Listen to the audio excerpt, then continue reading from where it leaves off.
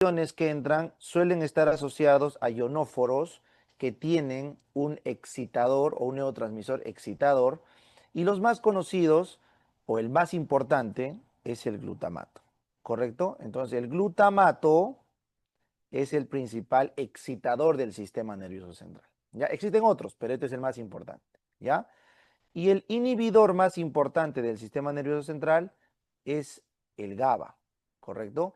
El GABA porque se une a su receptor, que es un ionóforo de cloro. En cambio, el glutamato se une a sus receptores NMA de AMPA y son los estimulantes por excelencia. ¿Está claro?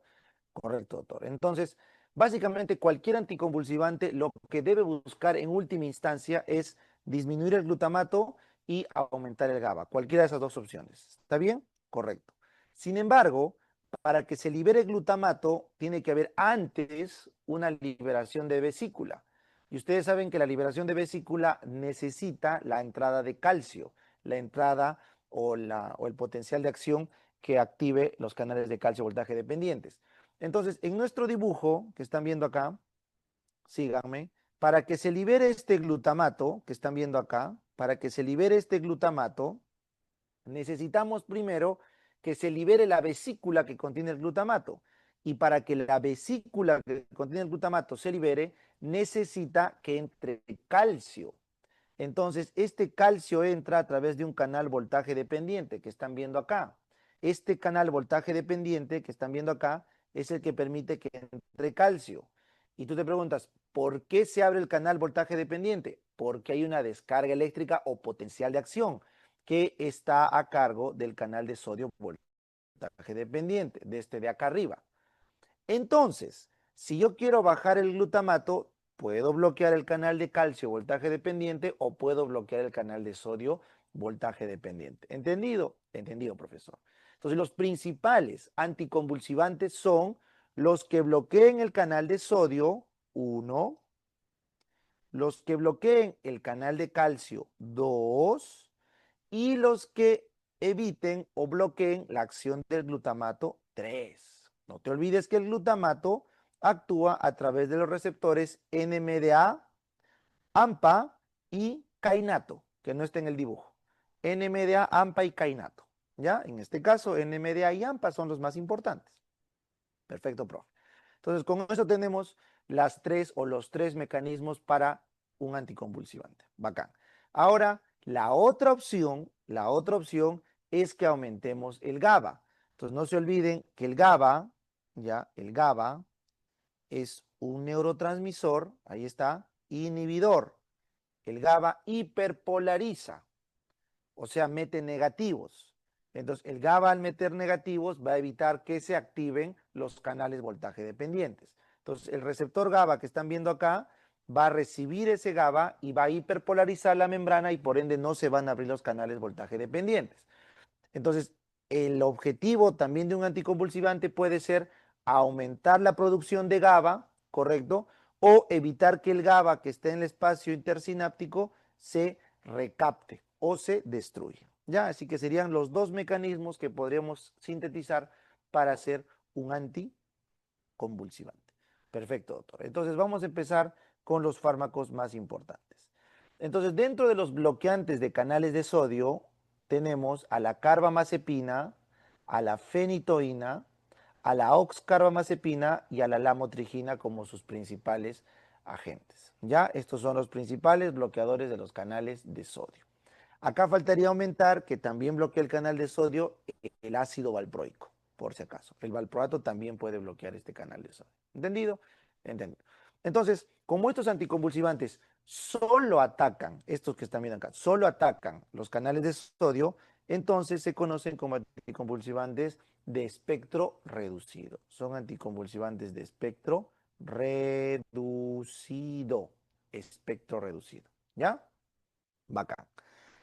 Ahora, estos anticonvulsivantes de espectro reducido, correcto, no solamente pueden ser del sodio, sino también podrían ser del calcio. Entonces, los que bloquean acá los canales de calcio podrían ser nuevamente la carbamazepina, que tiene un bloqueo de canal de calcio mucho menos potente, es principalmente bloqueante de canal de sodio.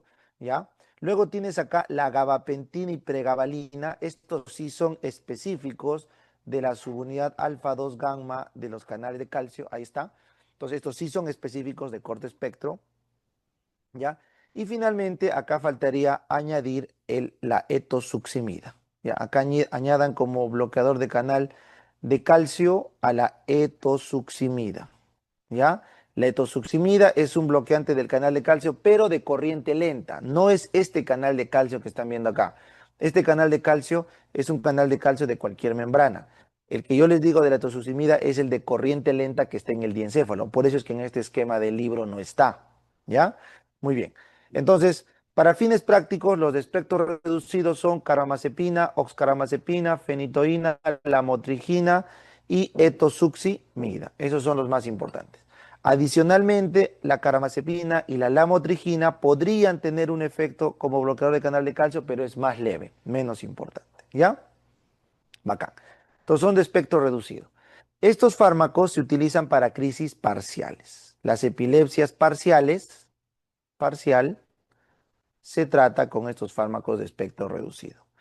Tienen efectos adversos que deben conocer. Por favor, vengan acá. La carbamazepina, al bloquear los canales de sodio, evita la transmisión de muchos impulsos nerviosos y genera diplopía, genera cefaleas y mareos. ¿Ya? Entonces, diplopía, cefaleas y mareos.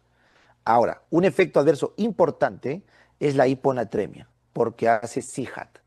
Pregunta de examen. ¿Eh? La hiponatremia por CIJAT es efecto adverso frecuente de la carbamazepina. ¿Está bien?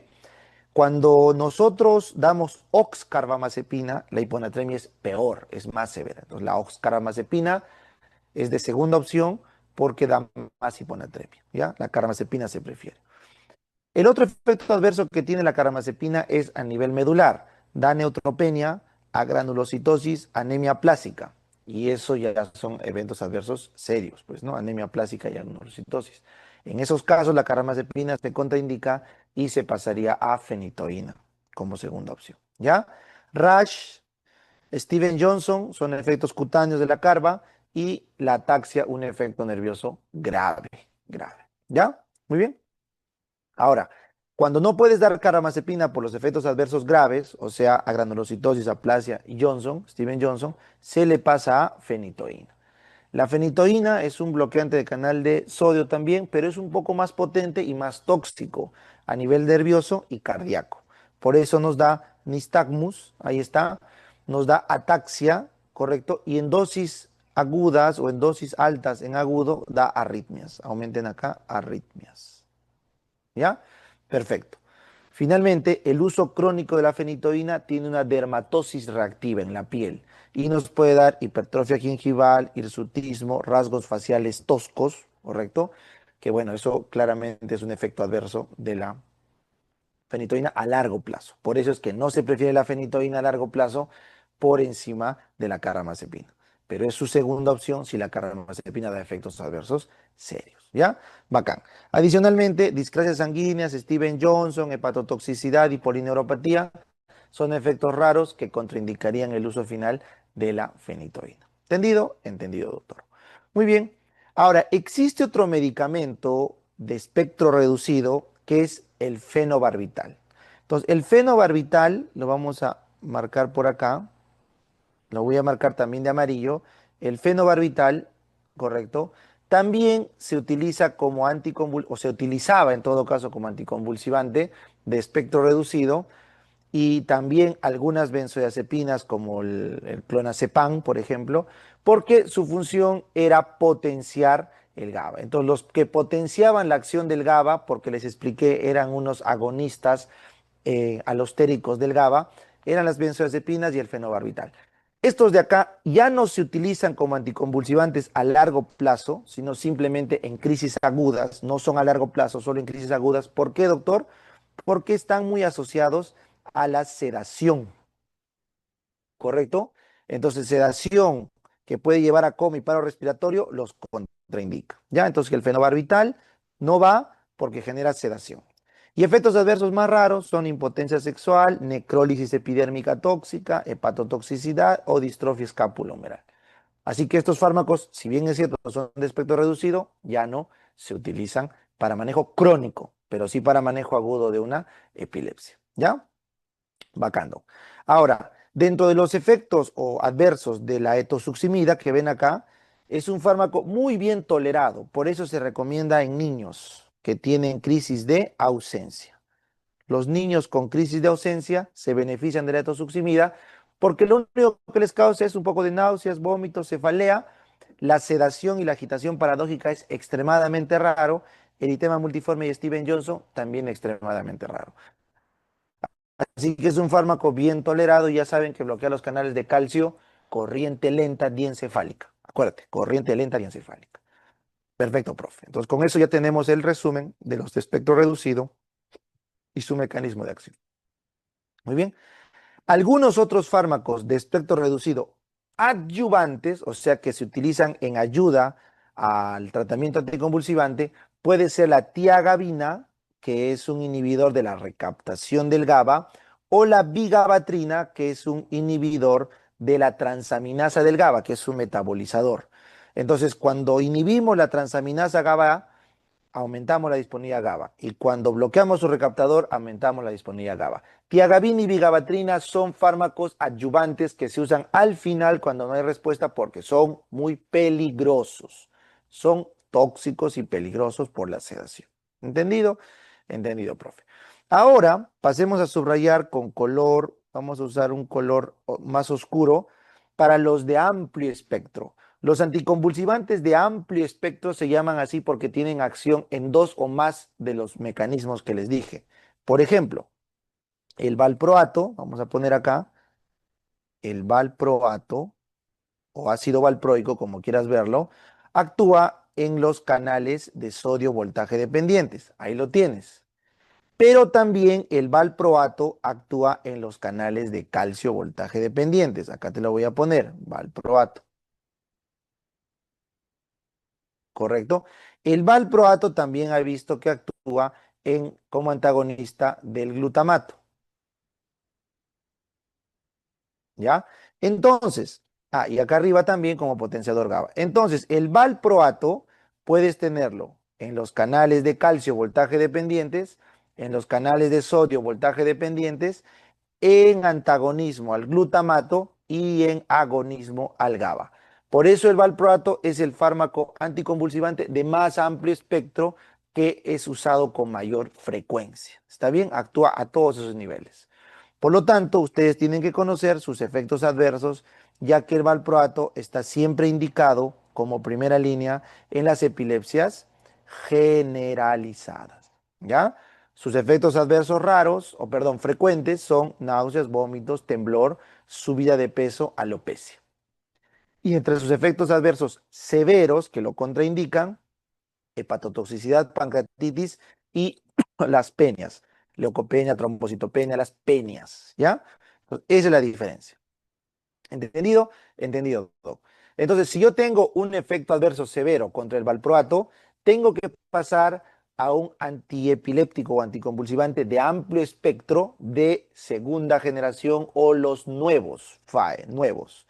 En ese grupo tenemos a este fármaco, al topiramato. Noten, por favor, el topiramato bloquea los canales de calcio, el topiramato bloquea los NMDA del glutamato y el topiramato aumenta la actividad GABAérgica. O sea, la alternativa al valproato de los fármacos antiepilépticos modernos es el topiramato. Apunta, topiramato, ¿ya? Y también se ha visto que el topiramato tiene actividad sobre los canales de sodio. Así que por eso deben recordar el topiramato.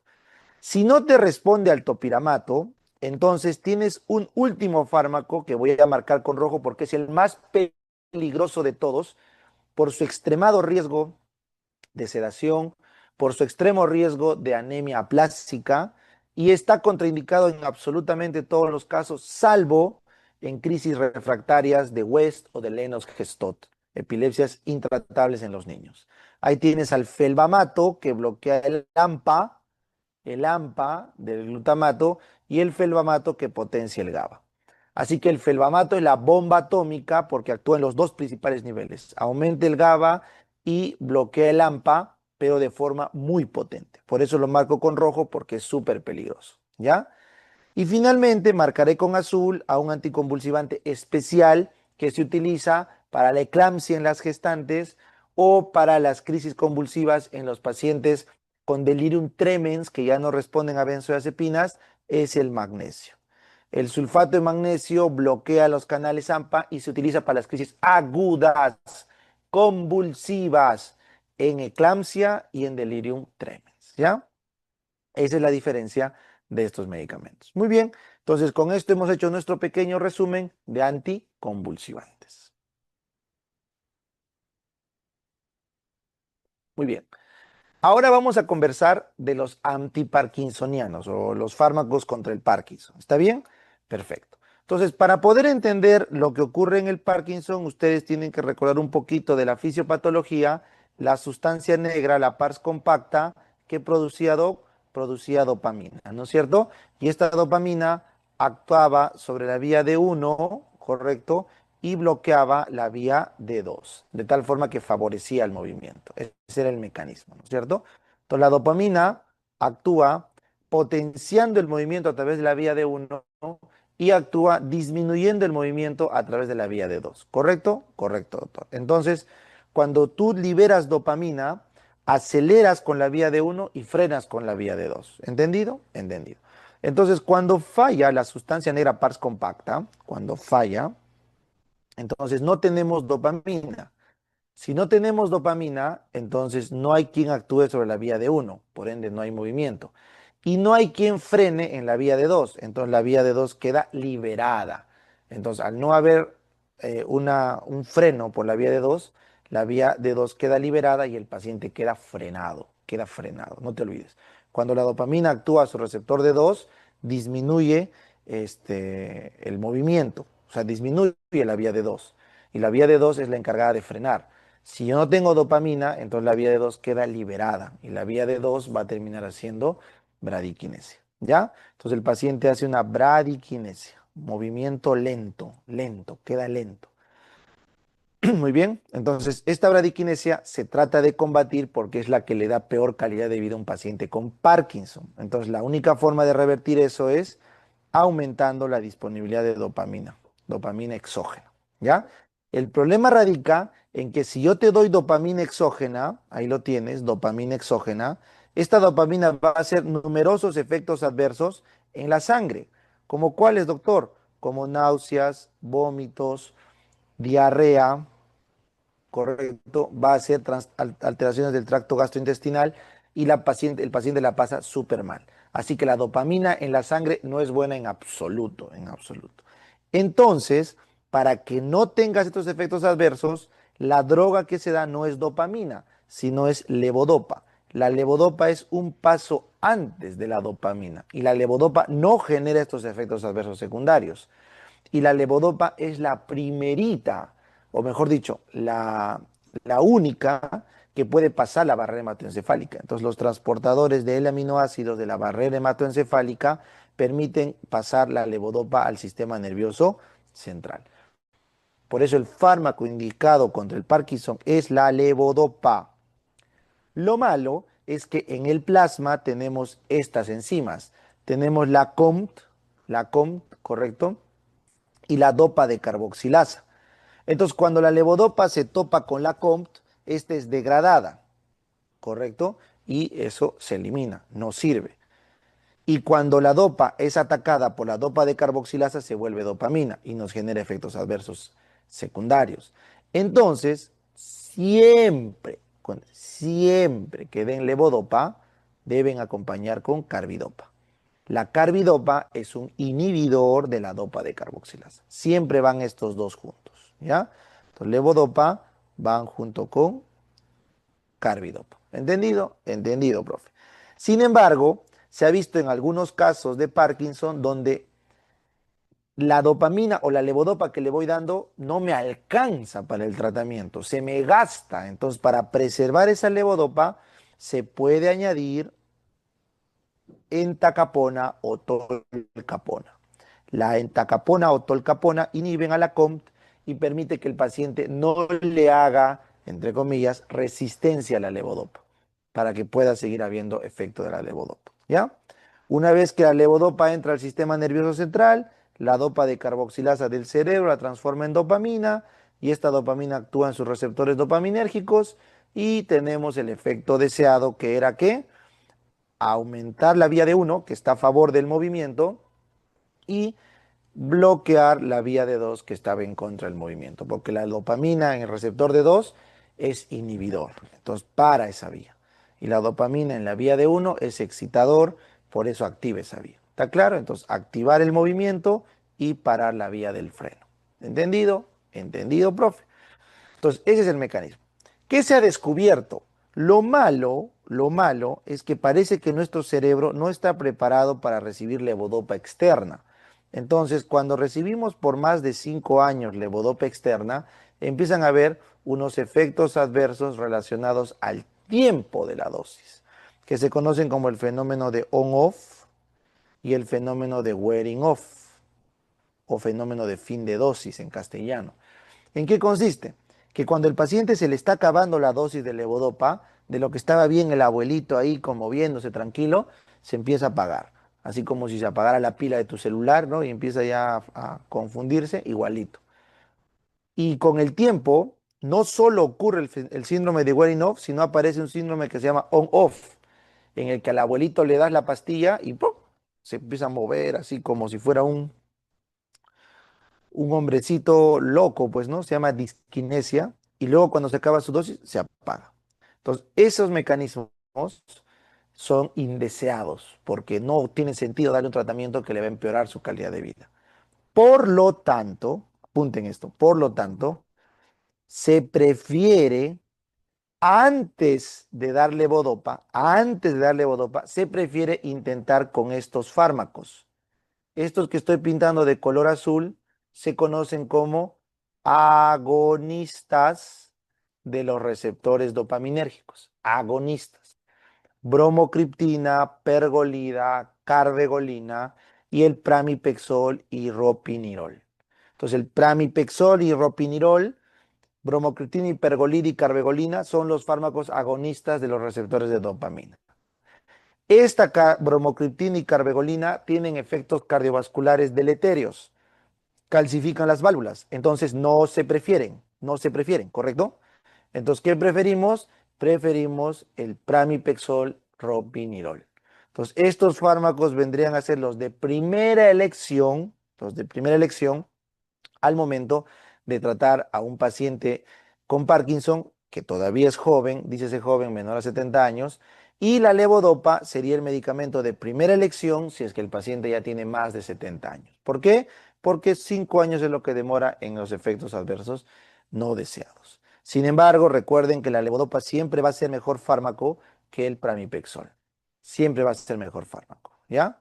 Muy bien. Entonces, con eso hemos entendido la relación de los agonistas de los receptores de dopamina. Ahora, esta tolcapona que vieron acá también pasa la barrera hematoencefálica.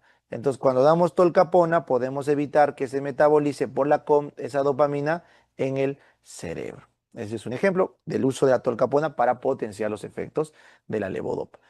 Y finalmente, en el cerebro tenemos la monoamina oxidasa, el MAO, en este caso la MAO-B, y así como vimos en antidepresivos, se le puede dar un inhibidor de la MAO, que es la selegilina o la rasagilina, que evitan que se metabolice esta dopamina. Así que estos medicamentos que están viendo acá, selegilina, tolcapona, rasagilina, son medicamentos adyuvantes en el manejo crónico de Parkinson. ¿Entendido? Entendido, profe, facilito. Ya, entonces ese era el resumen de nuestros fármacos antiparkinsonianos. Muy bien.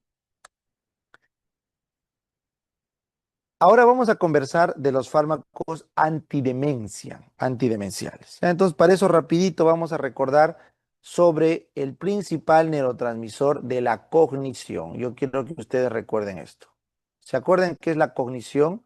La cognición viene a ser una serie de funciones mentales superiores llamadas en psiquiatría como el pensamiento. Entonces, la cognición es la capacidad de nuestro cerebro para pensar, y pensar en psiquiatría es aprehender el objeto. Eso es pensar. Cuando nosotros hablamos, no necesariamente estamos pensando, ¿correcto? Cuando nosotros sentimos, no estamos pensando. Cuando nosotros calculamos algo matemáticamente, no necesariamente estamos pensando. El pensamiento es un proceso más complejo que incluye la memoria, el lenguaje, el juicio, el razonamiento, la intuición, la analogía, la síntesis y una serie más de recursos superiores mentales que básicamente todos se orquestan acá, en el área prefrontal, pero requieren información sensitiva sensorial, ¿correcto? Esto que están viendo acá es información sensitiva sensorial, ¿ya? Esta información es sensitiva sensorial. ¿De qué áreas? Del área parieto-occipital o del área sensitiva somática. Entonces, estas recepciones permiten tener una estructura mejor del conocimiento, ¿ya? Pero para yo poder conocer algo, tengo que tener una memoria de corto plazo, ¿correcto? Que es en el prefrontal, con la atención. Pero luego esta es llevada a memoria de plazo intermedio o largo plazo para poder pensar, que está a cargo del hipocampo. Así que el hipocampo es el centro principal de la memoria, que se encarga de llevar la memoria inmediata a corto plazo del prefrontal, que es la sensitiva organizada, hacia una memoria a largo plazo cortical que me permita entender los conceptos. O sea, ahorita ustedes me están escuchando, me están viendo y están teniendo una memoria de plazo, de corto plazo, por las señales nerviosas, visuales, auditivas que están recibiendo. Sin embargo, en vuestra cabeza se está armando un concepto. Los que están atentos, prestándome atención compleja, ¿no? Atención compleja, dícese de aquella atención en la que involucras la mayor cantidad de centros nerviosos posibles. Entonces, una atención compleja, estás tratando de esa información visual auditiva que involucras, meterla a tu hipocampo y desde ahí disparar señales a toda tu corteza para poder aprehender el objeto. Entonces, ustedes están imaginándose lo que hablo, están integrando con información que ya recuerdan y están haciendo un proceso mental para fijar esta idea. Ese proceso tan complejo que ven requiere el hipocampo. El hipocampo es la memoria RAM de nuestro cerebro, ¿ya? Y ese hipocampo trabaja con acetilcolina, ¿ya? Entonces acuérdate, ¿tu computadora puede trabajar sin memoria RAM? No, doctor, se cuelga.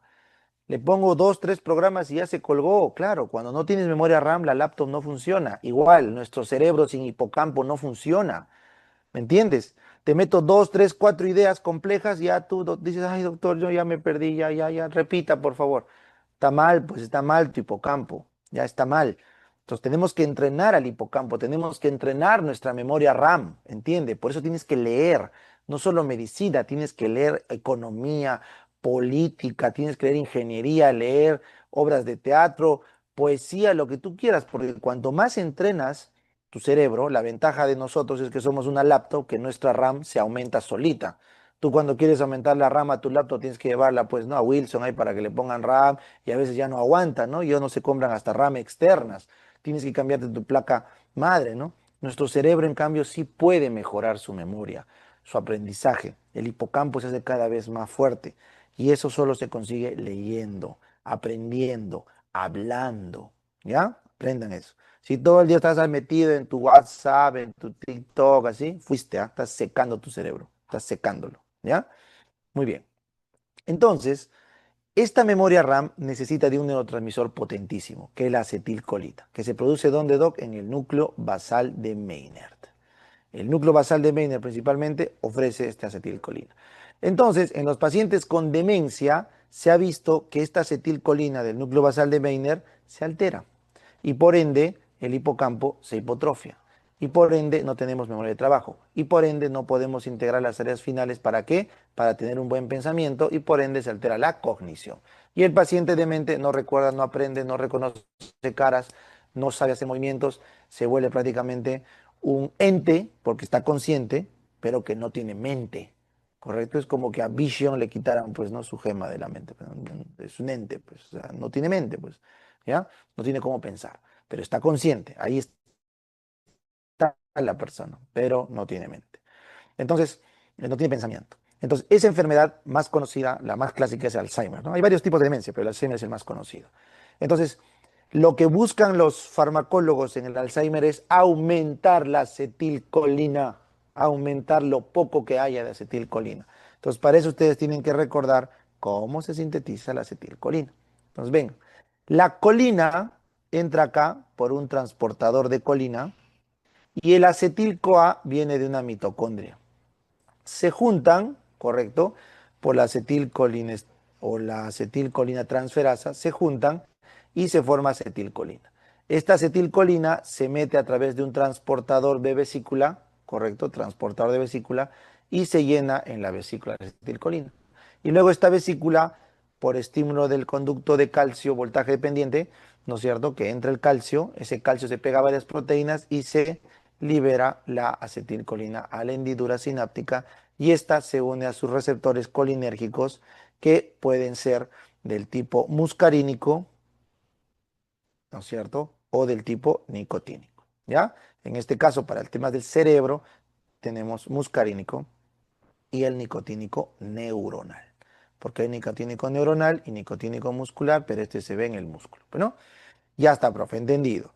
Y luego, para que termine el efecto de la acetilcolina, esta acetilcolina es destruida por una acetilcolinesterasa que puede estar disuelto en la hendidura o puede estar pegado a la membrana y lo divide en colina y acetato. Recuerdan que esta colina que ven acá, regresa para entrar por su receptor, se recicla. Y el acetato se metaboliza. ¿Entendido? Entendido, profe. Entonces, se ha visto que existen numerosos fármacos para poder bloquear esta liberación de acetilcolina. Por ejemplo, el hemicolinio bloquea la entrada de colina. El besamicol bloquea la envoltura, o sea, el paso de la acetilcolina a su vesícula de envoltura. Y la toxina botulínica evita la liberación de acetilcolina a la hendidura sináptica. Así que hemicolino, besamicol y toxina botulínica serían fármacos que evitan que se libere acetilcolina. En este caso, lo que queremos en el Alzheimer es que aumente la liberación de acetilcolina. Lamentablemente no existe un fármaco que aumente este transporte o que aumente esta entrada o que aumente esta síntesis. Entonces, lo que se utiliza hoy por hoy simplemente es un fármaco que bloquea esta enzima. Si yo bloqueo a la acetilcolinesterasa, entonces lo lógico es que voy a tener más acetilcolina disponible. Entonces, los fármacos que bloquean la acetilcolinesterasa son los organofosforados, los carbamatos, que son tóxicos, venenosos, eso se usa en la agricultura, en la parte de los fungicidas, pues, ¿no? La fumigación, perdón, para fumigar en las plantas. Entonces no podemos usar esto. Lo que usamos son las famosas tigminas, acuérdense ese término, tigmina. Piridostigmina, fisostigmina, neostigmina, o sea, las tigminas son las que inhiben la acetilcolinesterasa. Pero, las tigminas no atraviesan la barrera hematoencefálica, excepto la ribastigmina. Así que el inhibidor de acetilcolinesterasa clásico es la ribastigmina. La ribastigmina es un inhibidor pseudo reversible, correcto, porque no es como el órgano fosforado que es irreversible, es pseudo reversible, de la acetilcolinesterasa y de la butirilcolinesterasa. Es de los dos. La acetilcolinesterasa encontramos en el plasma y en la unión de la placa motora y también en las neuronas colinérgicas del cerebro, pero la butirilcolinesterasa solo está en el plasma. ¿Ya? Entonces, esa es la función de la ribastigmina. Perfecto, perfecto. Otro fármaco, igual inhibidor de acetilcolinesterasa, pero de otro grupo farmacológico que no es las tigminas, es el donapecilo. El donapecilo es un inhibidor reversible, selectivo, no competitivo de la acetilcolinesterasa. ¿Correcto? Es como que un fármaco más suave, con menos riesgo de hacer efecto colinérgico tóxico. ¿Ya? Entonces es un fármaco más suave, el donapecilo, ¿ya? Muy bien. Entonces, esos son los dos fármacos que hoy por hoy se utilizan en el Alzheimer. Sin embargo, se ha visto en los estudios de Alzheimer que el daño original del Alzheimer, ¿por qué se destruyó esto? Parece ser un daño inflamatorio. y parece que en este daño inflamatorio está implicado el calcio. Y ustedes saben que el calcio entra por sus canales NMDA, que son activados por el glutamato. Entonces, vengan acá. Este es un canal NMDA, ahí está, un receptor NMDA, que es un canal que deja pasar calcio. ¿Correcto? Correcto. Recuerden que el calcio en el NMDA pasa junto con el sodio, es un dato especial. Muy bien. Entonces, cuando viene el glutamato, ahí está el glutamato, que lo vimos hace un rato, que es un excitador por excelencia, este glutamato se une, correcto, acá al receptor y lo abre para que entre sodio y calcio, de tal forma que lo excita a través de estos dos neurotransmisores, de estos dos iones. El sodio aumenta el potencial y el calcio es un segundo mensajero. Perfecto, Doc. Entonces, se ha visto que los pacientes que tienen Alzheimer avanzado, tienen demasiada actividad de MDA, demasiada entrada de calcio y por ende demasiado daño neuronal que genera inflamación. Entonces, para evitar todo este problema, se ha visto un fármaco que es la famosa memantina. La memantina, como ves acá, es un fármaco que solamente bloquea el canal abierto, evitando que pase sodio y calcio cuando el glutamato está ahí. Y si no está el glutamato, la memantina simplemente no lo toca. Así que la memantina actúa solamente en las neuronas que están siendo activamente eh, activamente, se podría decir, estimuladas por el glutamato. Entonces, la memantina es un fármaco que va dirigido a aquellas neuronas con mucha actividad glutamatérgica, porque solo actúa en el canal abierto. ¿Está claro? Y se utiliza para los estadios avanzados del Alzheimer. Para el Alzheimer avanzado se utiliza la memantina. Muy bien. Finalmente, existe un último fármaco que no es tan usado, que es la galantamina, que es un inhibidor reversible de acetilcolinesterasa y a la vez un modulador presináptico del receptor nicotínico. Pero como les digo, se prefiere la ribastimina y el donapecil, ¿no? Pero se los pongo ahí para que tengan claro el resumen de estos fármacos. Muy bien, entonces este era el pequeño esquema que quería que tengan claros para los fármacos antidemenciales, ¿no? Muy bien, ahora vamos a conversar de cefaleas, ¿ya? Ahora vamos a conversar de cefaleas. Los fármacos que usamos para las cefaleas. Muy bien, entonces, dentro de las cefaleas, ustedes deben recordar que existen la migraña, correcto, la migraña, que es básicamente un fenómeno neurovascular. ¿Qué significa doc neurovascular? Significa que va a haber una liberación nerviosa primero, que va a irritar las terminales nerviosas corticales y luego va a haber una señal vascular que va a generar un vasoespasmo y luego una vasodilatación que eso trae dolor. Entonces, la migraña tiene dos componentes. Una hiperexcitación nerviosa, que eso podría explicar por qué estos pacientes hacen náuseas, vómitos, sonofobia, fotofobia, por una hiperreactividad nerviosa. Y luego hay un fenómeno vascular que es una vasoconstricción, lo cual podría explicar el aura en la migraña, que luego va a seguir una vasodilatación y esa vasodilatación va con liberación de neuropéptidos de dolor. Si eso lo aumentas a la hipersensibilidad nerviosa, entonces se hace un círculo vicioso y la persona percibe el latido de sus vasos dolorosos. Bueno, por eso la cefalea de la migraña es una cefalea pulsátil. Entonces, lo que ocurre en un migrañoso, en una migrañosa, que es más frecuente, es que por algún motivo sus nervios se sobreexcitan,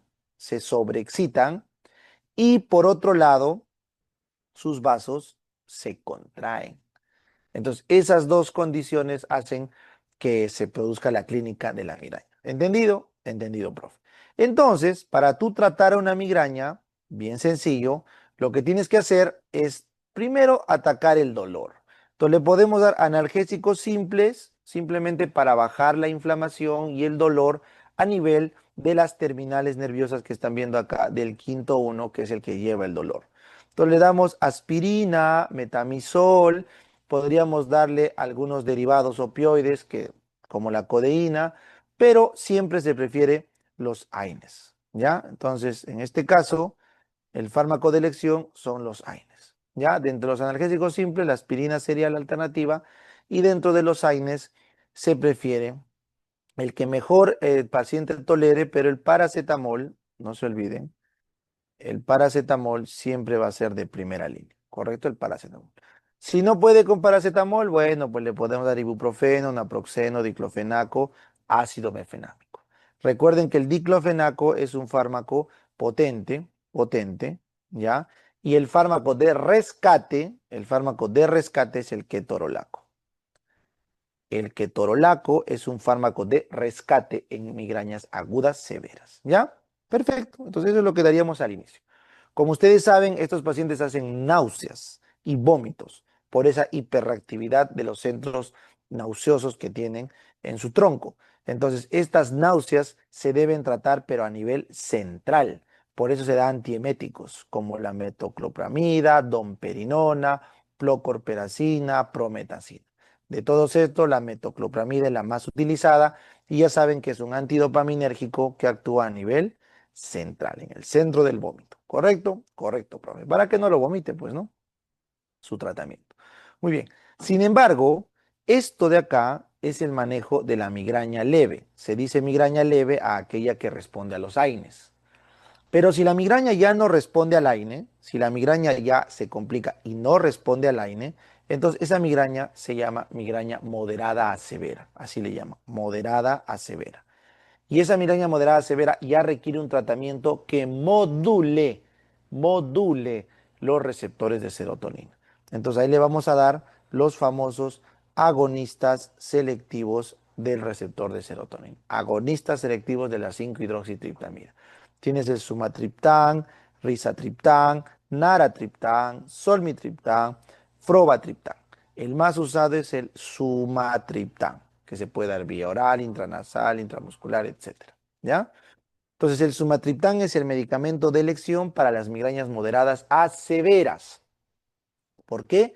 Porque es un regulador de la liberación de serotonina. Recuerden que esta vasoconstricción que están viendo acá es producto de la noradrenalina que se libera en el locus coeruleus, pero el inicio de todo este problema es la liberación de serotonina, ¿correcto? Así que noradrenalina y serotonina son los dos mecanismos implicados en el gatillamiento o inicio de la migraña.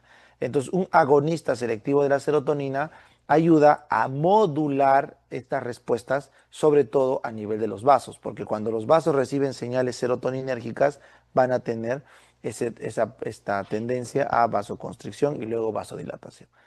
Entonces lo que hacen es modular esa respuesta para que no sea tan violenta y no se desencadene el dolor severo, ¿ya? El dolor severo.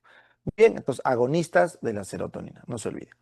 Cuando no habían estos fármacos o en países donde no se trata bien la migraña, muchos médicos todavía siguen prescribiendo alcaloides del ergot, como la ergotamina o la dihidroergotamina.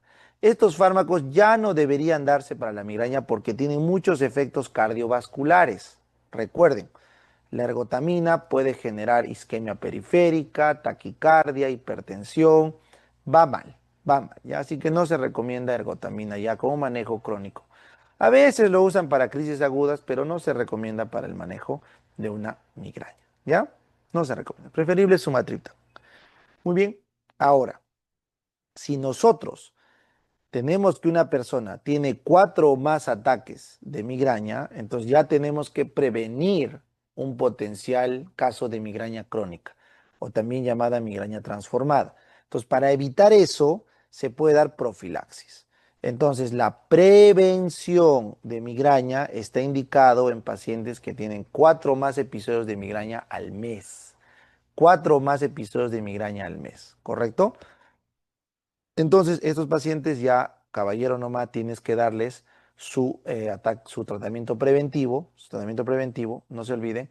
Y en ese caso, utilizamos beta bloqueantes como el propranolol, ¿no es cierto? Que es importante para evitar el vasoespasmo. O puedes usar antidepresivos tricíclicos, que son importantes para evitar ese gatillo inicial de serotonina, noradrenalina. O podemos usar flunaricina, que es un calcio antagonista central para evitar la vasoconstricción de los vasos sanguíneos. O podemos usar ácido valproico o topiramato, que son anticonvulsivantes que evitan las descargas nerviosas intensas que les dije acá por la hiperexcitación también. Y bueno, menos recomendado la gabapentina y la ciprofloxacina, menos recomendado. Entonces, esos son los medicamentos preventivos para las personas que tienen probabilidad de hacer una migraña crónica o transformada. ¿Ya? Entonces, este era el pequeño resumen de los medicamentos que tenemos que hacer en el manejo de las cefaleas. Muy bien, entonces con eso hemos terminado el capítulo de farmacología. Espero que les haya sido de mucha utilidad.